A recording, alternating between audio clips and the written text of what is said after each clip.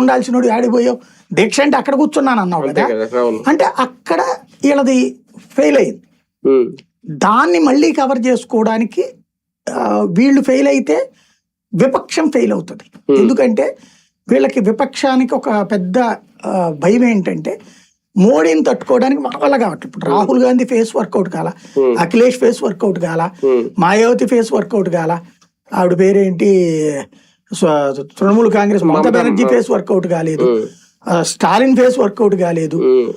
ఏ ఫేసులు చూసినా మోడీ ముందు వెళ్ళబోతాడు. వాళ్ళ చోట్ల గొప్పోళ్ళు వీళ్ళు, కానీ మోడీ ముందు వీక్ అయిపోతున్నారు.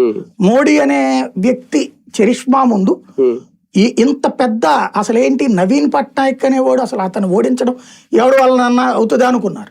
అక్కడ గెలిచింది. మమతా బెనర్జీని ఓడించడం కాంగ్రెస్ వల్లే కాదు, అక్కడ అయ్యింది. మహారాష్ట్రలో కాంగ్రెస్ ఎన్సీపీల కూటమి ఎవరి వల్ల కాదు అనుకున్నారు, అక్కడ కొట్టారు. ఉత్తరప్రదేశ్ లో అఖిలేష్ యాదవ్ కొట్టగలిగిన మగాడెవడు అనుకున్నారు, వరుసగా 2 సార్లు కొట్టారు. ఉత్తరాఖండ్ లో ఒకసారి గెలిస్తే 2వ సారి గెలిచే సీన్ లేదన్న, గెలిచి చూపెట్టారు. అసలు ఢిల్లీలో ఎన్ని సంవత్సరాలు 25 ఏళ్ళు అయిపోయింది. అలాంటిది అక్కడ గెలిచారు. ఇవన్నీ చూసిన తర్వాత వీళ్ళకి ఒకటి అర్థమైపోయింది ఏంటంటే ఈవీఎంలని వాగచ్చు, ఏ మాట్లాడుకోవచ్చు, నీ ఫెయిల్యూర్ కి 100 కారణాలు చెప్పుకోవచ్చు. గెలిచిన చోటేమో మా చరిష్మా, ఓడిన చోటేమో ఈవీఎం.